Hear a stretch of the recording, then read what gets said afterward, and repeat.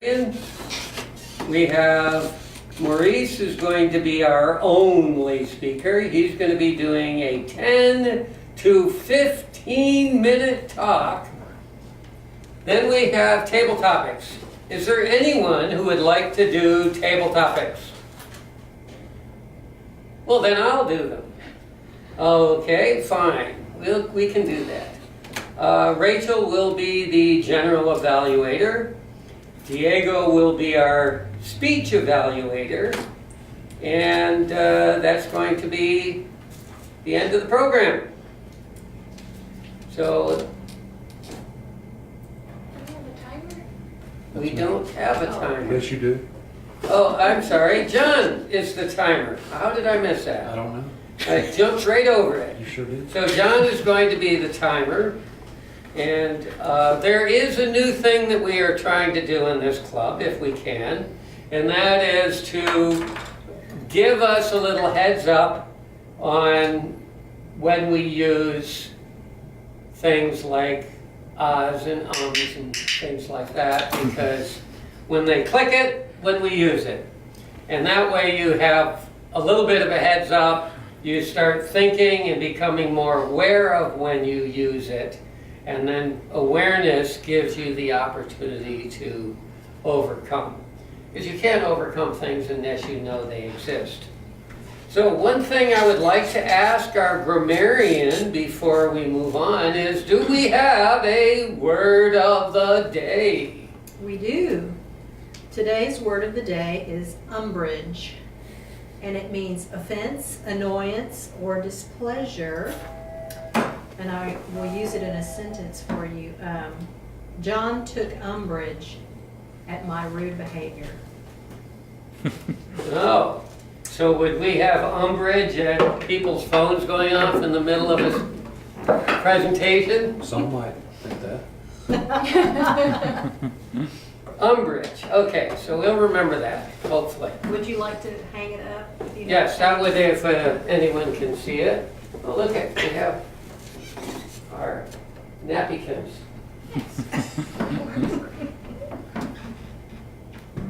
All right, let's get started into our educational program for this evening. I'd like to introduce our first speaker. Our first speaker this evening is going to be Maurice Hindelberg. And he's going to give a speech on the leader as a coach. This is coming from the Leadership Excellence Series. It's going to be a 10 to 15 minute speech.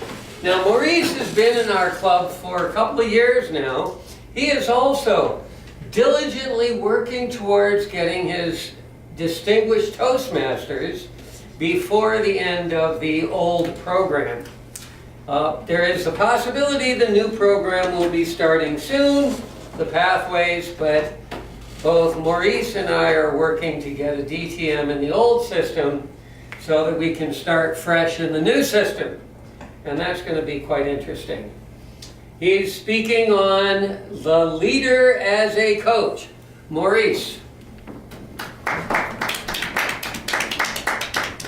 Thank you.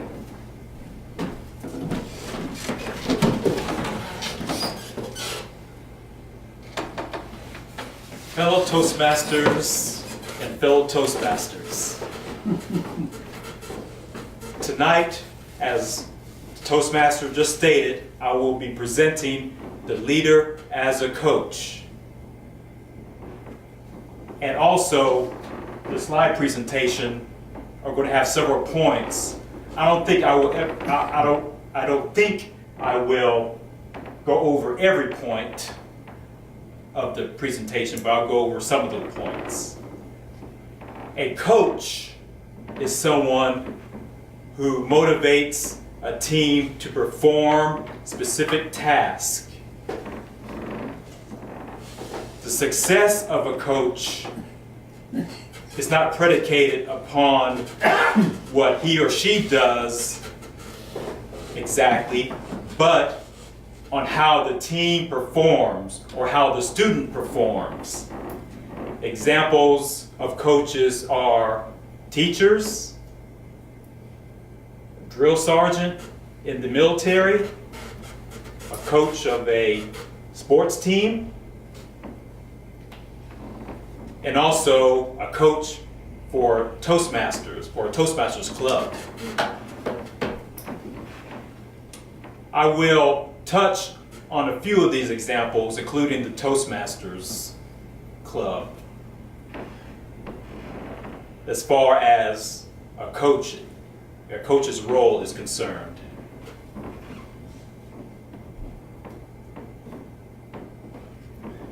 So, the objectives of a coach is to provide clear direction.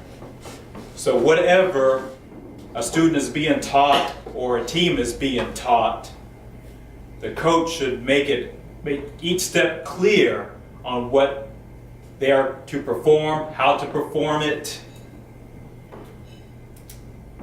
and their progress in performing it. 2, to foster collaboration through support, through team building. The coach is there, again, as a motivator to help each team member to perform his or her task and to perform it successfully and to perform it to high standards. 3rd, to motivate achievement. And this is a distinction between a Toastmasters coach, a teacher, and a drill sergeant. A drill sergeant will come to your face and say, do 50 push-ups. And while the soldier is doing the 50 push-ups, he's slowing down. You're not tired. You're not tired. Push some more. 1 more, 2 more, 3 more. Okay, that's a coach in the context of a drill sergeant. A coach in the context of a teacher is, for example, you learn your times tables. A simple example, 2 times 2 is equal to 4. Now most of us have memorized the times tables. But multiplication is a series of additions. So if you say 2 times 2 is 4, you're adding 2 twice. So that's how a teacher can show a student another aspect of what multiplication is.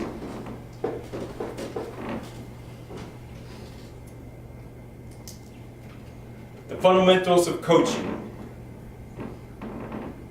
What the student is supposed to do, why they're supposed to do it, how they are supposed to do it, how well they are expected to do it, and how well they are doing. So when the student is given an assignment, he or she is given what they are supposed to do. For example, an icebreaker speech. The student is supposed to give a speech, a short speech, a relatively short speech about themselves. How they're supposed to do it. Give a good introduction, a good body, and a good conclusion. Why they're supposed to do it is, it would be one step toward earning their competent communicator as far as Toastmasters are concerned. How well they're expected to do it. Being the first speech in Toastmasters, they are expected just to do the best they can, but they should strive to do it as well as they can, even though it is their first speech under Toastmasters, and more than likely they'll be very nervous, if not a little nervous. And how well they are doing, we have an evaluator such as Diego. He will give the evaluation to that icebreaker speaker. So those are 5 fundamentals of coaching. coach's responsibility sets high but achievable expectations. A boxing coach, when he teaches a beginner how to box, he wants high expectations from that student. But you don't teach a beginner how to box by throwing them in the ring with Mike Tyson.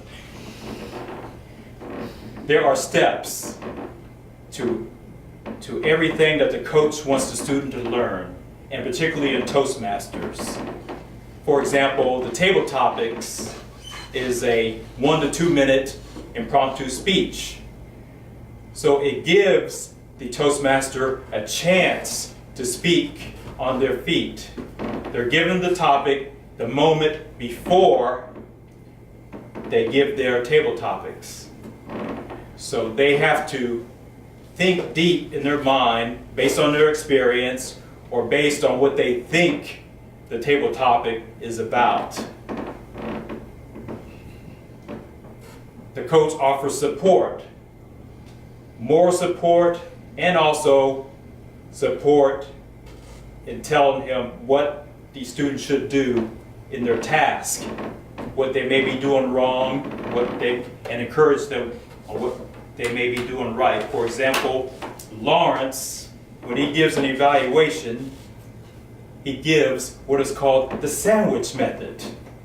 He gives some positive feedback, followed by how the speaker should improve, not necessarily negative, but how the speaker should improve, and then follow that by another positive feedback. So the student is given something he or she did well during the speech, something that he or she may improve on, and then something that he or she did well during the speech. Given advice,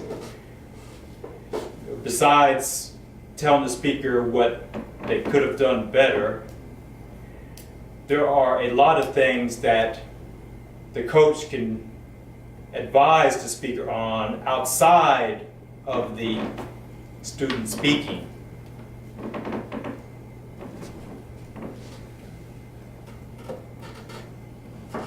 Okay, 5 steps to effective coaching. Compare performance with expectations. So that's what the coach and to a great extent the evaluator will give the student. Compare what the student was supposed to do with what the student actually did. And then the coach meets with the team member for encouragement, for support, for motivation during the student's next speech. Ask for acknowledgement. If there is a problem, the coach can determine whether the student has a problem or whether the coach is not quite giving the right advice or the right type of support to the student.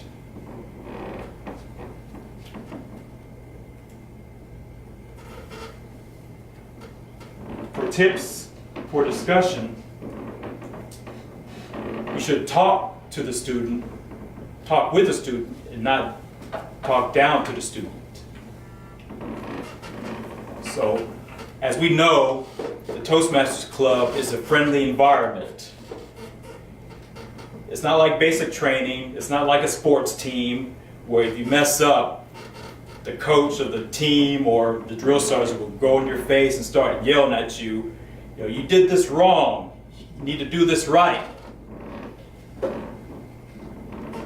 Also, as a coach, you should admit when you made a mistake.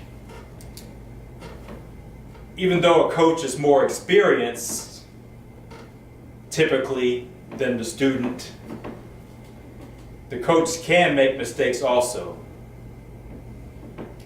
And keep it simple. Don't give too elaborate a discussion on what the student needs to do better, or what the student has done wrong, or how the student can improve. So as most of you have heard, you've heard of the KISS method to coaching.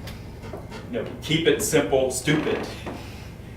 But in Toastmasters, we're not going to call you stupid, or else the student will definitely take umbrage with you on that point. Listen, don't interrupt. There are generally two methods of listening. Some people listen to learn, others listen to reply. As a coach, you are to listen to learn. You're to learn more about your students, how they perform, how they do things, and how to help them improve. Because sometimes being in their face will discourage them. And we don't encourage that in Toastmasters, but that's what happens. We need to be encouraging to our students. Keep it short and specific. Be sincere and be timely. Let us not take weeks or months to solve a problem with filler words such as you know, etc.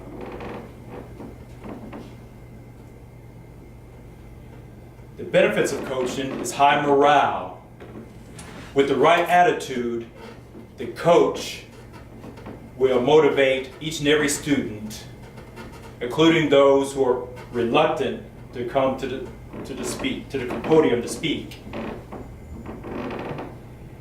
And that's a highly effective coach, to get the most shy person to be able to do a speech in Toastmasters. Empowerment, to be able to motivate and to encourage the student to do more in Toastmasters, to do more in the realm of speaking, in the realm of leadership, because it's not only a speech track, there is a leadership track, and pretty soon there are pathways, and pathways encompass more, for what I understand, than merely communication or leadership. And then development. As the student gets more coaching, and as the student gets more speeches under his or her belt, they slowly develop more and better as a speaker. So, the best way to be a coach is to lead by example. Mr. Toastmaster.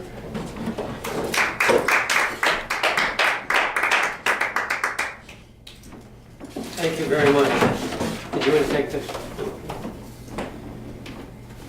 Well, although I'm sure that there is nobody that can take umbrage at his speech, I really thought it was a good speech.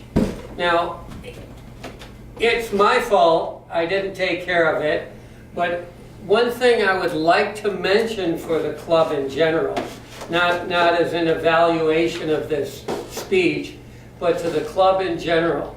If you are going to do some type of PowerPoint presentation, let me know ahead of time, or whoever the Sergeant at Arms is, because it would be much better to have a table here that has your laptop on it, so instead of turning around to see what you're doing, you just have to glance over to your side. That would make it less turning your back on your audience. So that's something that I thought about the other day when we did a PowerPoint, and today I didn't even think about it, or I would have done that. We would have had a table here for you to look. You know, I actually thought about it before. I mean, I actually had the laptop on the table before I turned on the screen, but... Okay. So, anyways, that's just as a reminder to the club. Please let me know, or whoever, in the next couple of months we will have a new Sergeant at Arms. and make sure that that person knows that you would like a table here where you can present that. Or maybe I'll just go see if I can get a Wi-Fi or a Bluetooth to plug in, and then we wouldn't have to worry about any of it, right? Right. That would be the easy way. Well, that is the end of the speech giving portion of our program tonight. So what I would like to do now is go into table topics. Now, table topics is a wonderful little thing where we have an opportunity to speak spontaneously. Now, this is an interesting week because we have two not very well-known holidays this week. Most people don't pay much attention to either of these holidays for what they really are. Now, of course, the first holiday in May is going to be your May Day holiday. And, oh, my page, what happened to my page? I must have hit something. So, May Day. May Day is a very interesting holiday. It started out as a pagan holiday of fertility. And when, back in the old days, they used to have all kinds of interesting things that they did during the May Day celebration. One of which is they were dancing around this pole with all these ribbons coming off the pole and going around the pole and wrapping the pole with all these ribbons. And they had this whole little dance where at the end there was all these ribbons braided around this pole. Who is my first volunteer, by the way? I forgot to get that. Anybody? Rachel. Good. Rachel. What do you think is the purpose of having all these ribbons wrapped around the pole? This is kind of like Tall Tales. You can just make up whatever you think might be interesting.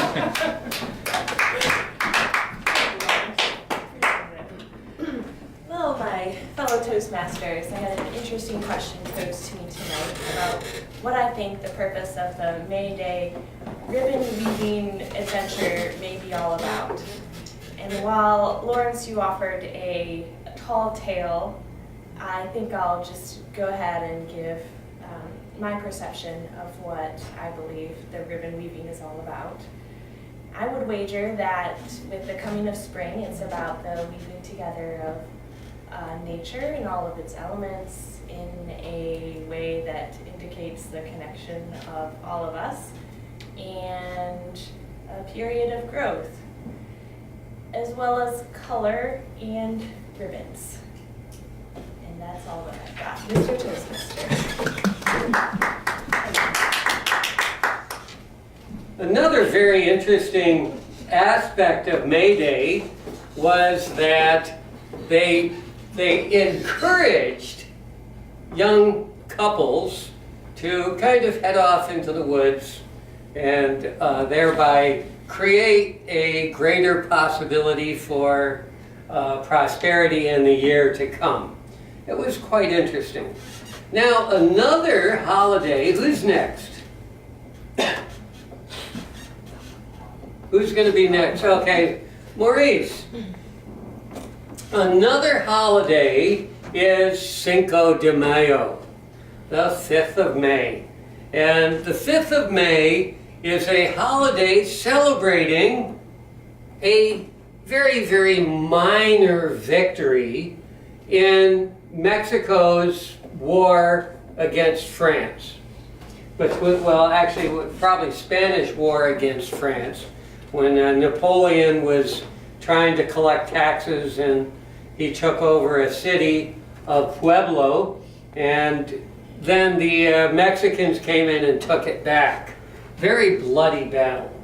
But Cinco de Mayo has been a big, big thing, and I'd like you to give us a presentation on what country celebrates Cinco de Mayo, what is most famous country for celebrating Cinco de Mayo, and why do you think that is? Mr. Morris.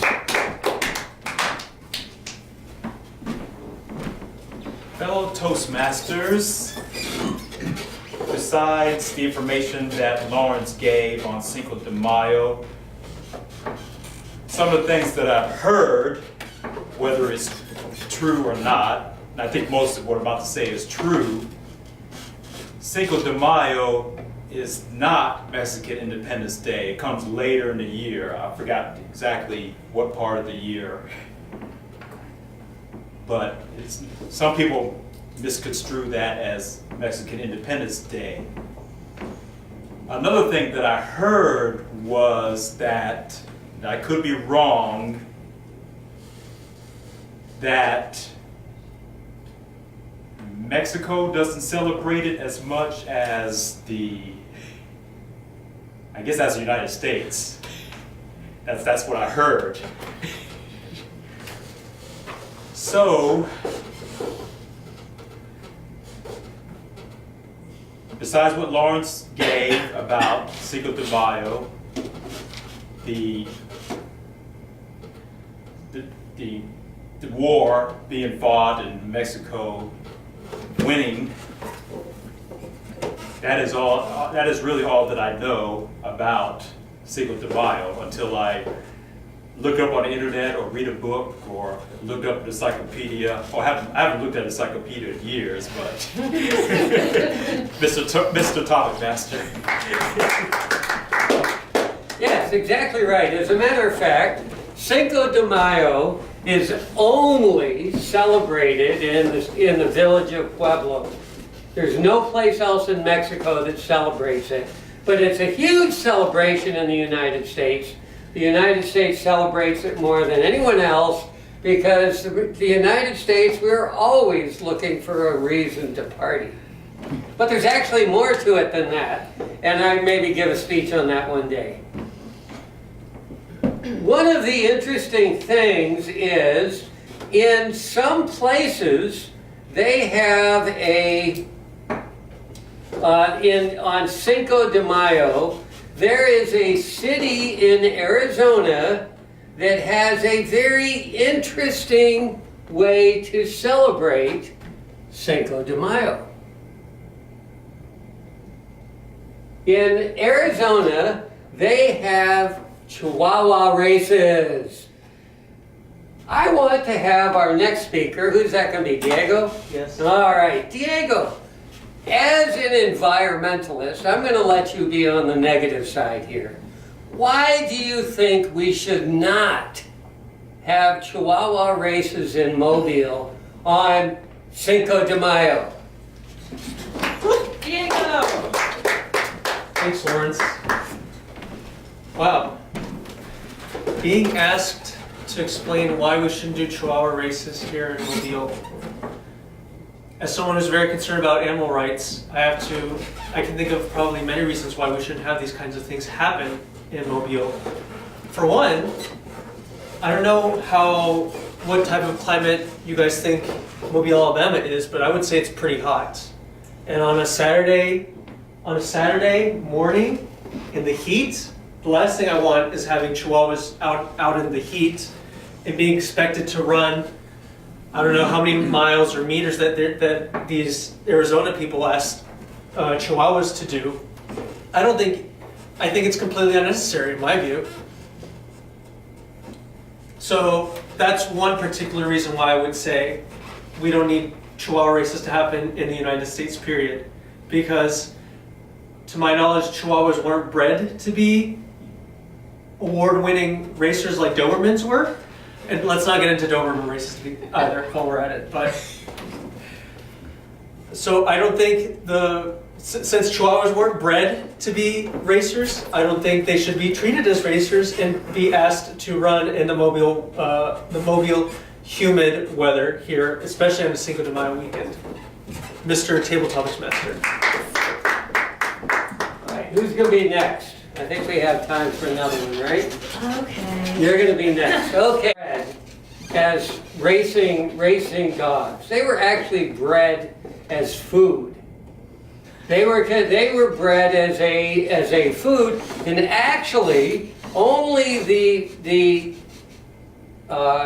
head priests in the Aztec world were the only ones that had the privilege of eating chihuahuas.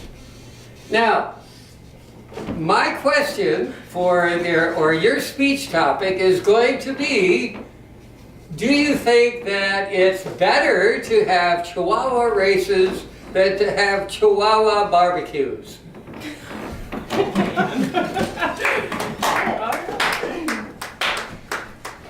Thank you, Mr. Toastmaster and fellow Toastmasters.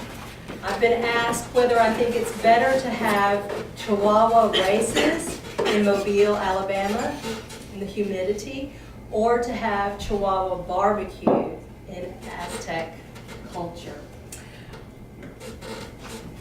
I believe that based on what I've heard about the Aztecs, that society, I think it's probably better for them to partake in a Chihuahua barbecue than to do some of the human sacrifices that they have been known to do. However, that was not the question. But the question was whether or not in Mobile we should have them run races in the humidity versus have a barbecue in the Aztec world. In that case, between those two things, I think the Chihuahuas would much prefer to run the race here in humid Mobile in May, June, or July, May, Cinco de Mayo, than they would have their fellow Chihuahuas be eaten by the Aztecs. Mr. Toastmaster.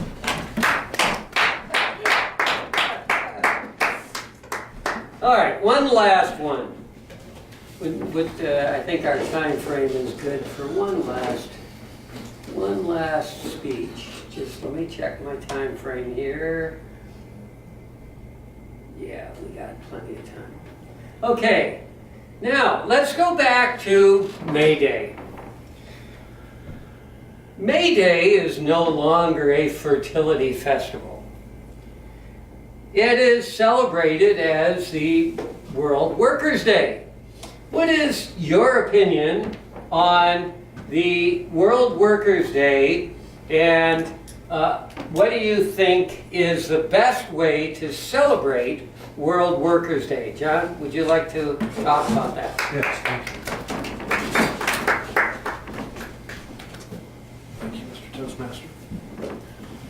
I've been asked to give my opinion on what would be the best way, say that again, remind The me. best way to celebrate World Workers' Day on May 1st.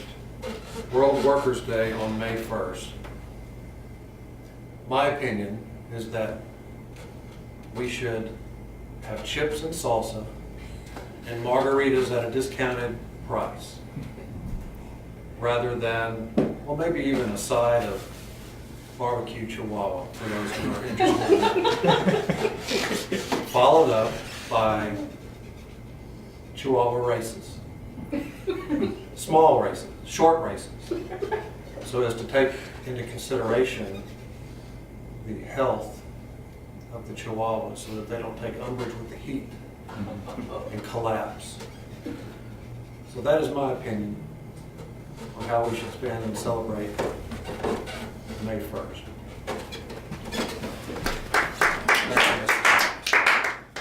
What a good idea, but I think they should have the races before they have the barbecue. And the dogs that lose the race, but we won't go there. Okay. All right, so that's the end of table topics. I will now relinquish the lectern to our Toastmaster. Thank you very much. So now for the next portion of our program, we have our evaluation program, which is how we help each other to become better speakers and more dynamic in our capability of running meetings and giving speeches and table topics and all of the other exciting things like that. So I would like to invite our general evaluator, who is going to be Rachel, and have her come up and do the general evaluation. You want to do that program? Sure, yes. Thank you, If Lawrence. it, just every once in a while, you got to move it so it doesn't Gotcha. close itself. Okay, so this evening, Maurice stepped up to the plate and helped us get started on time, so thank you, Maurice, for that, as well as inviting our recess that was carried for a 5-minute delay. There was a slight hiccup in missing all of the roles for individuals, but we rectified that and moved forward. I thought it was excellent that Maurice had his presentation set up ahead of time, and there's a reminder tonight that we can help make sure the setup works for us by adjusting things a little bit easier in the future.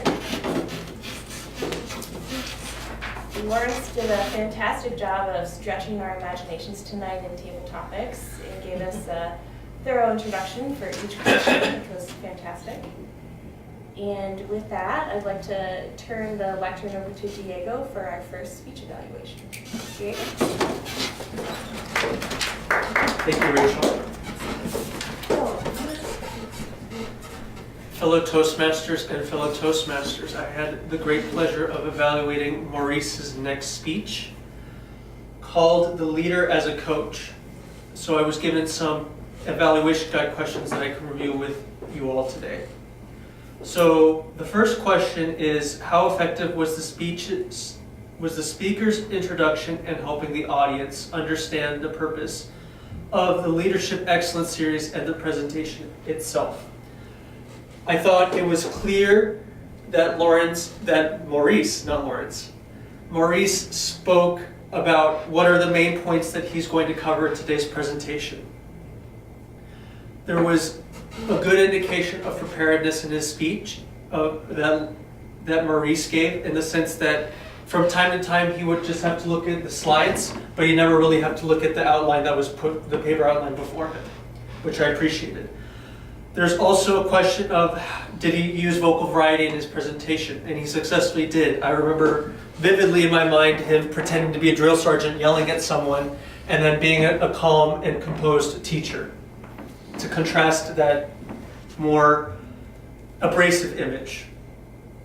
What other techniques did the speaker use to personalize and augment the presentation, and were they effective? He used frequent hand gestures, both while he was speaking about what topics he was getting across and also pointing back at the bullet points that were on the slide, which was very helpful and supported the presentation.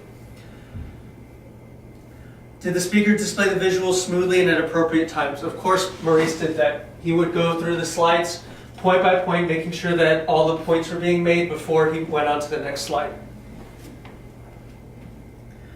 What did I like about the presentation? Well, first of all, he used the word of the day, which is something pretty impressive, I would say, with this type of word. He used frequent hand gestures. And then, did the speaker present the material clearly and simply so audience members could easily utilize this information? And I would say he did. He explained what is leadership and what are some tips to go about becoming an effective leader. I think one area of improvement would be he could use more videos and photos. Like, for example, when he brought up the drill sergeant, it would have been really cool to have a photo of the full metal jacket drill sergeant in the background to further make the point, rather than just having bullet points. I think that's all I have to share about the evaluation, so I'm going to turn it back over to our general evaluator. Thanks, Richard. Did it die? What's that? Did it die? Nope, we're still good. So with that, we can head on over to our timers report. John, what do you got for us? All right.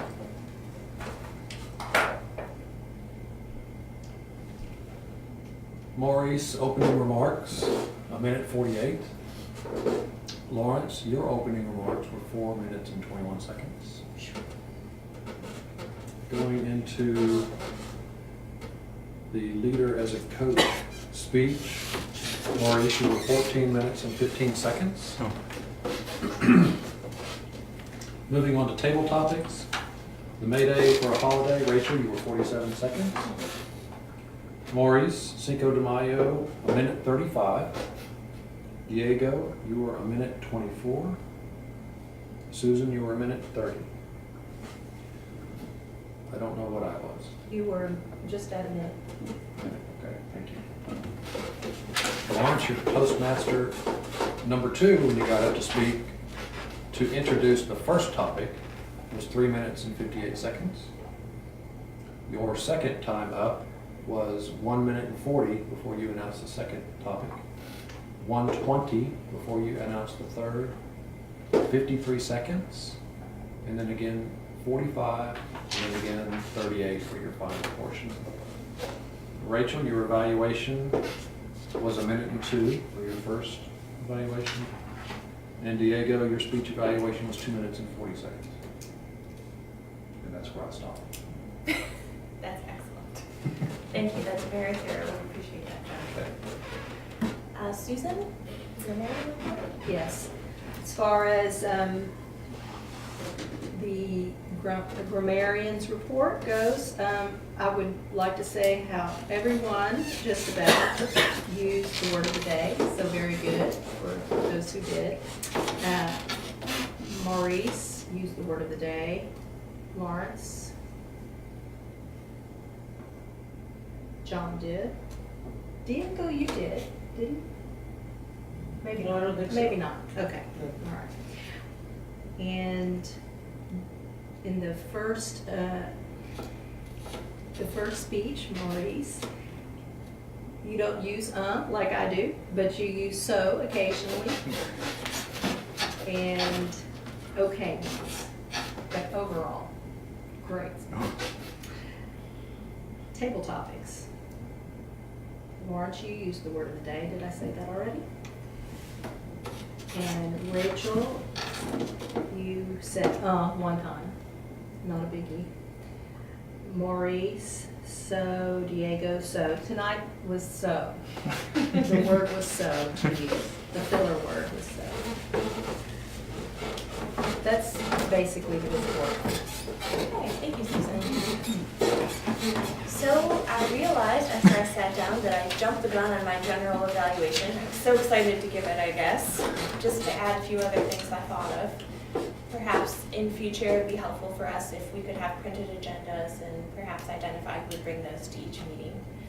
And I forgot what the other one was. So with that, do we have an education overview plan for this evening, or? You got anything? No, I don't. I can always do something. I can always do something. What time is it? We learned about giving. 7:36. Yeah, this was education. This is education. Yeah, so we had an educational speech. If you want an educational overview, I'll give it. Well, sure. What's like?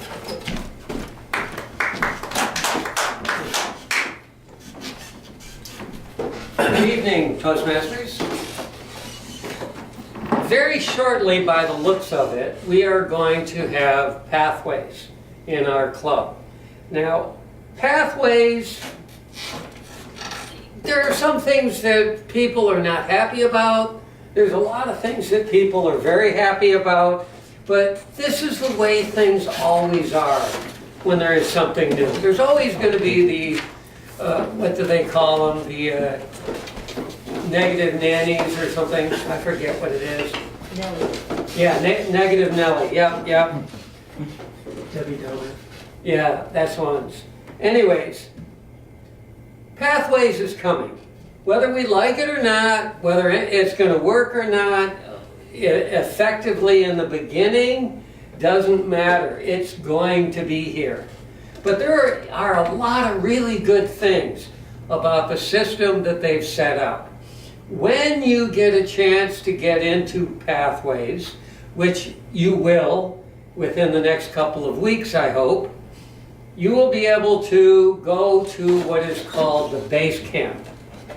And in the base camp, there is one tab that's educational.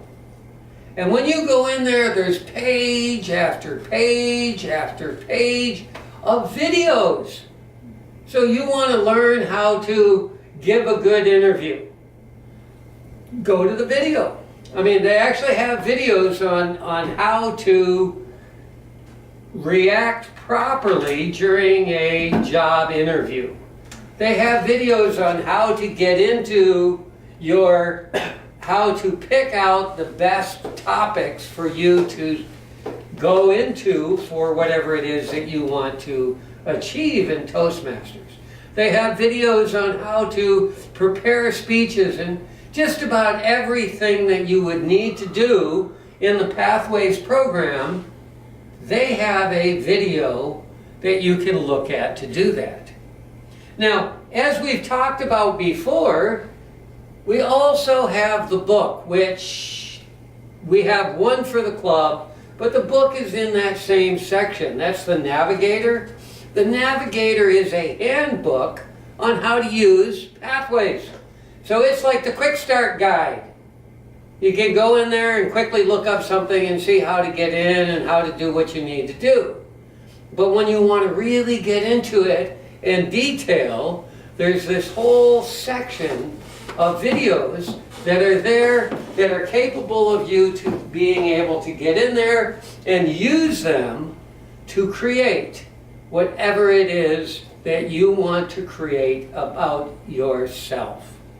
Because Pathways, in my belief, from what I've seen and what I know of it, Pathways is set up for you to achieve the best that you can achieve in your personal goals.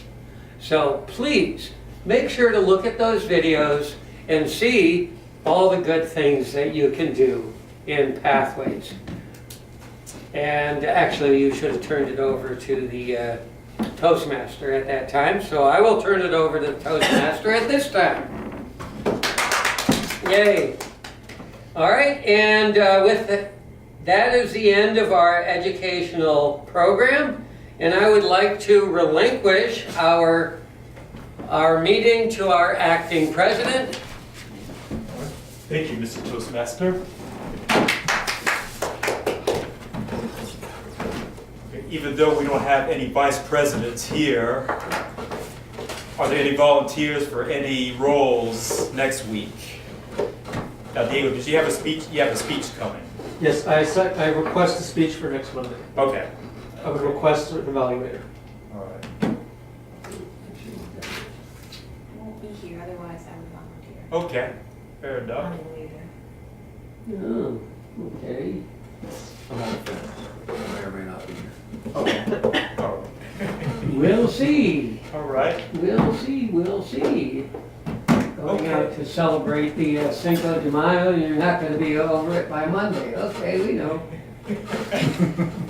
Okay. Otherwise, either Yu Ying or Thomas will plug in roles. Yeah. For those of you who won't be next week, I encourage you to go into Easy Speak and just put an X by your name. Mm-hmm. When does that And if email you come see out? empty roles, you can just click on it and put your name in there and say that that's what you want to do.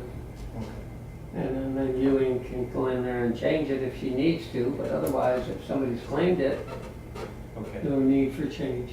Okay. What was that question you asked? And I'll When get that to- email comes out, I can't recall. Well, you'll get an email if someone picks you for a role, but Oh, okay. but you can log in. I don't know if have you ever logged in? Yeah, I have. You guys been receiving the emails? Yeah. Yes, I have. This, So that was only because I was chosen for a role, that's why I got the email. Usually, if you're chosen for a role, you get that Yeah. email. Okay. But otherwise, just log in and either if you're coming, put a check mark, or if you're not coming, just put an X. Okay. Okay, Rachel. I was wondering, what kind of topics are good for an educational overview?